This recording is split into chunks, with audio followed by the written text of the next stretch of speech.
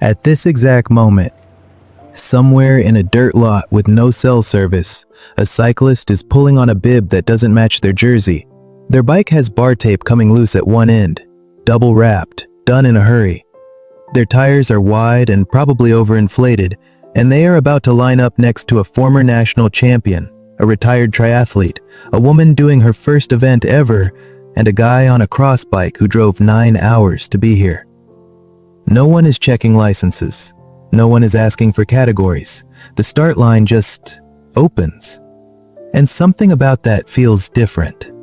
Not just logistically, psychologically. From the outside, it looks like the same sport, same lycra, same suffering, same riders. But one of them is quietly destroying people's relationship with the sport, and it has nothing to do with the riding. By the end of this, you'll know exactly why, and why it matters well beyond cycling. Now, here's the thing. If you've only ever done road racing, or if you've never raced at all, that might not sound like a big deal. Who cares about a license check? And here's what nobody talks about. That one detail, that single structural difference, reveals why cycling stops feeling worth it for so many riders. And why gravel didn't just add an option. It fixed something road racing had quietly broken. Think about a rider you probably know. 6 years of Cat 4. Same climb every Saturday. Gets dropped on the same section every week. Comes back the following week anyway. Tuesday night crits. Weekend road races. Consistent. Committed. Never moved up. Not because they weren't trying, but because road cycling has a built-in measurement system. And that system delivers the same verdict every single time. Cat 4. Which is a perfectly fine place to be. But after 6 years, that rider has started to associate cycling, something they genuinely love, with the low-grade feeling of being assessed and found mid-table. They stop racing for a season, keep riding, but the races stop feeling worth it.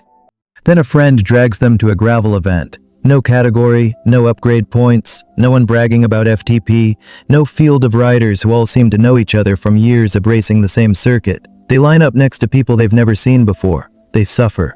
They finish somewhere in the middle, same as always. But picture the parking lot afterward. Strangers talking. Someone asking about your bike. Sharing food.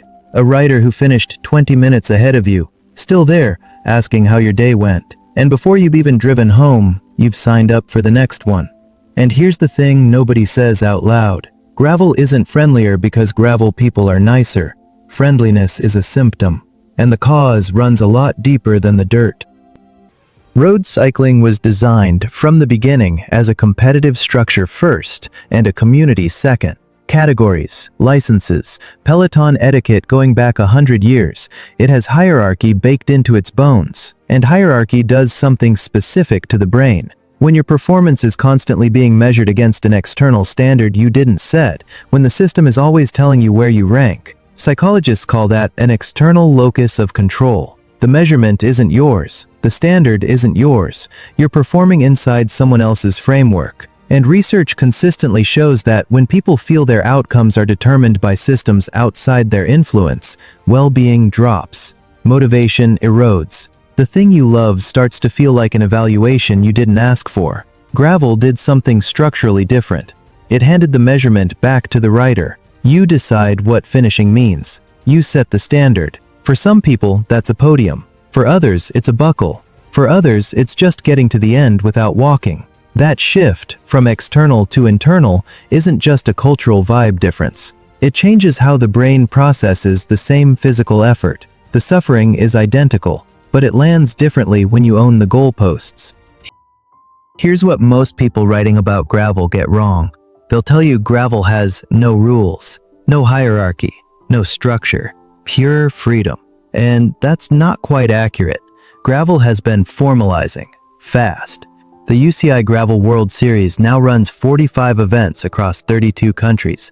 There are qualification pathways, age group rankings, championship jerseys. And yes, some events do require licenses. The USA Cycling Gravel National Championships requires one.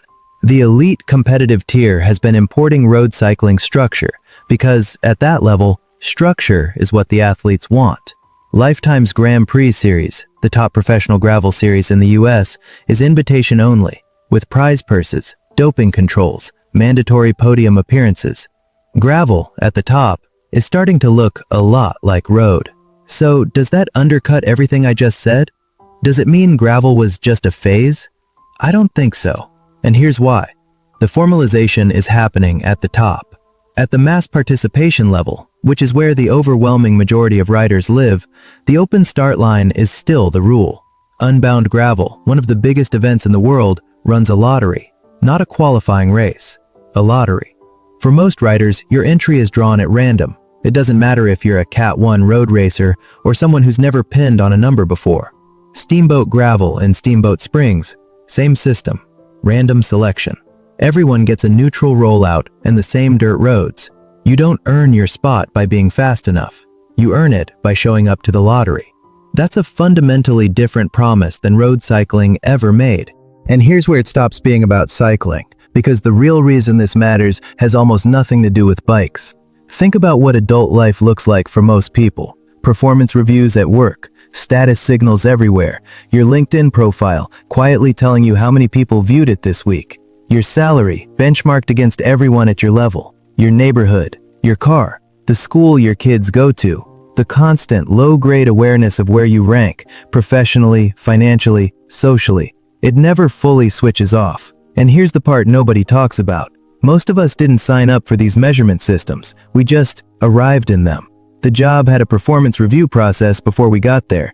The industry had salary bands we didn't set. The algorithm decided what engagement looks like before we posted anything. Modern life is saturated with external measurement. We are evaluated constantly by systems we didn't design against standards we didn't choose. And most of the time, there's no way out. Road cycling, at the amateur level, recreates that exact feeling on the weekend. You go out to suffer and enjoy yourself, and the sport hands you a category number and a finishing position and a set of upgrade requirements. And suddenly, your hobby feels like another performance review. You gave up your Saturday morning for this, you trained through winter for this, and the system still finds a way to tell you where you stand. Gravel, at least for most riders, offers something genuinely rare, a space where effort matters more than outcome, where the suffering counts even if you finish last, where the open start line isn't marketing language, it's an actual structural commitment. For that rider, it wasn't that gravel was easier. It wasn't even that people were friendlier, though they were. It was that, for the first time in 6 years of racing, nothing was telling them where they ranked. Cross the line, sit down in the dirt. Someone hands you a beer. Nobody asks what category you're in. That was it. That was enough. Gravel is formalizing. That's real. At the elite level, it's becoming something closer to what road has always been.